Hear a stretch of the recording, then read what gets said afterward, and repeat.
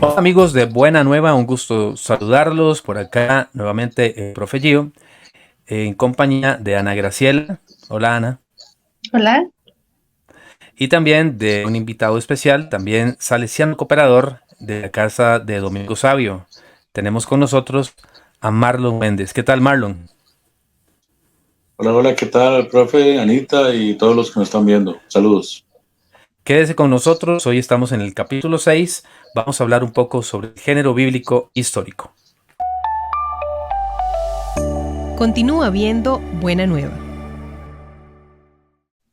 Saben ustedes, hace un tiempo atrás, en una clase de la universidad, me llamó mucho la atención donde un profesor, por primera vez escuché esto, que la historia es historia porque está escrita. Es decir, lo que no estaba escrito, pues se llama prehistoria. O sea, yo nunca había entendido eso hasta que dije, bueno, sí, porque hay cuestiones, eh, hay cuestiones que ya quedaron fijas, plasmadas, ¿verdad? En diferentes instrumentos. En este caso hablemos propiamente de la letra en papiros, cuestiones antiguas, ¿verdad? En rollos, etcétera. Y desde ahí pues empezamos a conocer parte de la historia. En la Biblia pues, hay una forma de entender la historia. No es necesariamente como la entendemos nosotros ahora. Donde, por ejemplo, si vamos a hablar de la historia de, qué sé yo, de la guerra del 48 en Costa Rica, o bien de nuestra independencia, ¿verdad? Pues hay nombres, hay fechas, ¿verdad? Bastante exactas. Incluso hoy, ustedes saben que podríamos hablar de historia de una manera todavía más profunda, porque tenemos datos muy, pero muy exactos. Ustedes sabían, por ejemplo, que hace 12 años exactos, hoy, que estamos haciendo este programa, 6 de septiembre, pero del año 2012 hubo un terremoto acá en Costa Rica, ¿verdad? Fue 6.7. Entonces, estos datos de saber cuándo, cuándo fue, dónde fue, incluso la magnitud, es por cuestiones propiamente históricas, ¿verdad? Porque quedaron registros de ello. Sin embargo, la historia no solamente es algo que se cuenta y ya, ¿verdad? Sino que tiene una veracidad. En las épocas antiguas, esta veracidad no solamente tenía que ver, perdón, con datos exactos, sino con formas en las que se decía esta verdad. Me decía hace mucho tiempo un profesor en la universidad que no es que están diciendo, Dios mío, perdón, no es que están diciendo una mentira, sino que están diciendo una verdad de otra manera. Y es aquí donde nosotros iniciamos nuestro programa, primero con Marlon, que nos va a hablar un poco sobre el género histórico en la Biblia, y posteriormente también tendremos a Ana. Le cedo el micrófono a nuestro querido hermano Marlon. Adelante, Marlon. Bien, bueno, podemos mencionar que el género histórico es probablemente el más usado y el más interesante de todos los géneros dentro de la Biblia, o por lo menos tal vez el que necesitamos ponerle más y mayor atención. Es bueno saber o entender de que el término de historia, como lo entendemos nosotros y como lo entendieron los autores bíblicos dentro de su cultura oriental o hace muchos siglos, ¿verdad? No es el mismo. Entonces, por lo menos, estrictamente, nosotros entendemos la historia como la narración verídica y acontecida de hechos con sus causas y sus consecuencias. En cambio, los antiguos no lo entendían de esa misma manera, con esa misma forma estricta, por decir, de forma cronológica de hacerlo. Por lo menos ellos lo que hacían es que describían historia, ¿verdad? Pero se permitía mezclar leyendas, consejos, leyes, interpretaciones, ¿verdad? Sus libros fueron escritos con sus propias formas de ver la vida. Entonces, a los autores no les interesaba tanto el hecho por sí solo, ¿verdad? Sino que nos cuentan la historia de la salvación. Eso es muy importante. Ellos nos cuentan la historia de la salvación y por eso ellos seleccionan datos y los interpretan según su intención, que por lo general tiene un tópico teológico.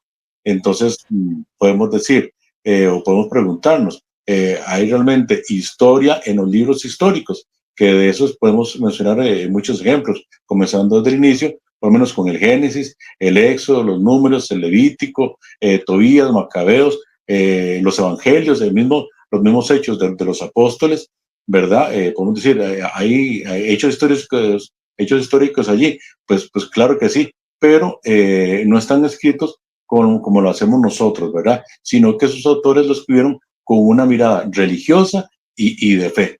Por ejemplo, un ejemplo muy puntual puede ser el libro de Josué, el capítulo 6, donde nos dice que el pueblo gritó y se tocaron las trompetas. En ese preciso momento se derrumbaron los muros de la ciudad. Entonces nos podemos preguntar, ¿qué intención tendría el autor para explicarnos esa caída de los muros en Jericó? Pues sí, exactamente, exactamente. Porque uno sí, ya lo hemos comentado en otros momentos, ¿verdad, Ana? Que tomar la Biblia y leerla simplemente como cualquier libro. Marlon, ¿te imaginas? Vos agarras cualquier libro. Aquí tengo un libro X que voy a sacar por acá. Y de pronto digo, bueno, aquí tengo este librito, miren. Por ejemplo, aquí tengo este que se llama Así piensa el Papa. Este libro ya tiene unos años, sobre el Papa Juan Pablo II. Y pues, ¿por dónde empezaría yo a leer un libro si quiero leer el libro completo? Pues por acá, por la primera parte, ¿verdad? Y empezaríamos a leerlo. eh, y sencillamente nos va llevando sobre un solo género literario. Probablemente dentro del mismo libro habrán otros géneros que se van dando por párrafos, o, ¿verdad? Porque vendrán probablemente alguna historia pequeña o algún ejemplo, o algún poema o alguna frase, etcétera, de un libro. Pero lo leemos de corrido. Sin embargo, con la Biblia es como es historia de salvación, como le dice Marlon, pues hay que tener todavía un poquito más de profundidad sobre este tema, de reconocer este género literario como tal. Y la historia de la salvación es maravillosa, ¿verdad? Eh, Hay un canto, incluso no católico, menciona que David, no, perdón, ¿cómo es que se llama? Bueno, tocaban, Josué tocaban el, es que tiene un nombre, el shofá creo que se llama, y entonces los muros caían, los muros caen, ¿verdad? Decía el canto, y cualquiera pensaría, pero ¿cómo? Tocaban y se caían así nomás. Bueno, hay que entender, efectivamente, algo nos quiere decir de la historia de salvación que Dios actúa allí, ¿verdad? Escuchas Buena Nueva. Bien, continuando acá también con la parte de historia, vamos a hablar un poquito de lo que significa la historia épica o epopeya, y para ello pues Ana Graciela nos va a ayudar. Adelante, Ana. Bueno, es que hay formas de contar la historia y una de esas formas es exagerando un poco y no con el afán de mentir, sino más bien que el autor tiene la intención de resaltar algo.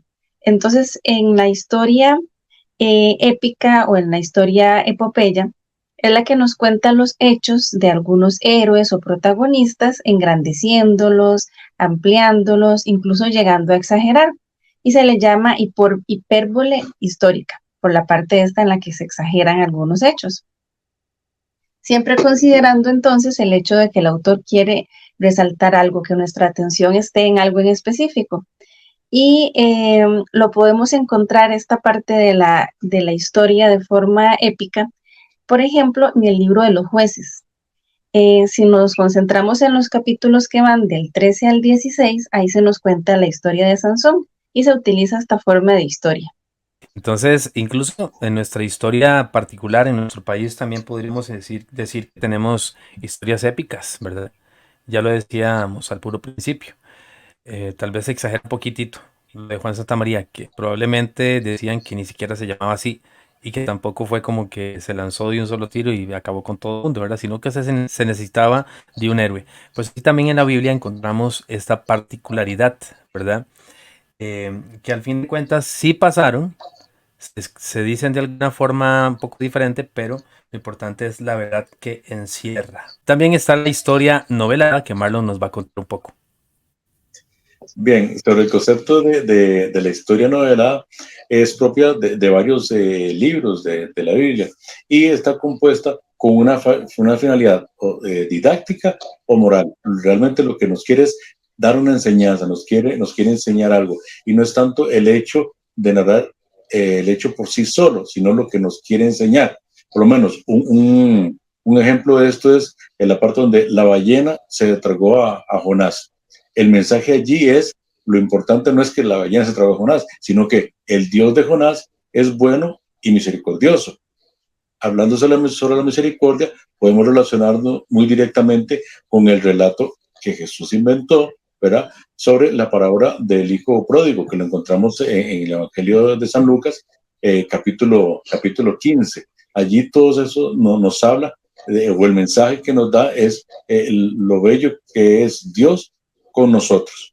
Y por lo menos si queremos dar un ejemplo de historia novelada, podemos tomar el libro de Tobías, de Judith, Esther, Ruth, Jonás y parte del libro de Job también. Se dieron cuenta, te diste cuenta, Ana, que estábamos mencionando los deuterocanónicos ahí, ¿verdad? Entonces, hay Exactamente. varios libros deuterocanónicos que nos hablan de la historia novelada. Vamos a pasar a continuación al examen.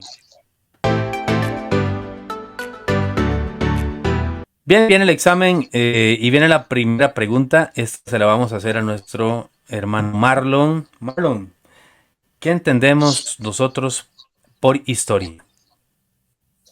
Bien, el concepto propio es la narración verídica y ordenada de hechos acontecidos con sus causas y consecuencias. Bien, pero yo se la paso. Ahora hago levanta la mano. Tienen 100. Ok, Bien. sí. Ahora yo paso la pregunta. La pregunta es para Ana y es, ¿qué es el género histórico bíblico y cuál es su fin?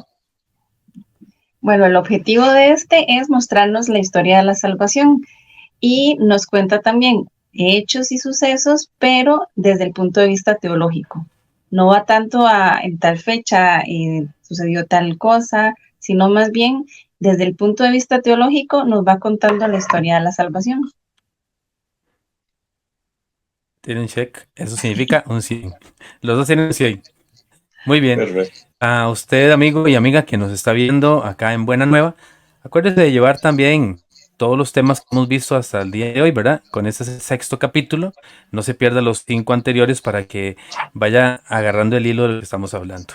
Vamos a terminar este capítulo con la oración. Nuestro invitado, pues hoy nos ayudará con esta oración. Bien, esta oración es corta, pero es poderosa. Vamos a poner toda nuestra intención, toda nuestra fe y todo nuestro ser en los brazos de nuestro Padre y vamos a decir, alabad al Señor todas las naciones, aclamadlo todos los pueblos. Grande es su amor hacia nosotros y su fidelidad, la fidelidad del Señor, dura por siempre. Aleluya. Muchas gracias, amigos, por haber estado con nosotros en este sexto capítulo. Agradecemos a Marlon y también a Ana Graciela que hoy nos han acompañado. Y quiero dejarles, para terminar, el título del tema número 7. No se lo pierda, oiga qué bonito, porque vamos poco a poco con todos estos géneros literarios. Se llama Conozcamos la poesía, la profecía y la sabiduría bíblica.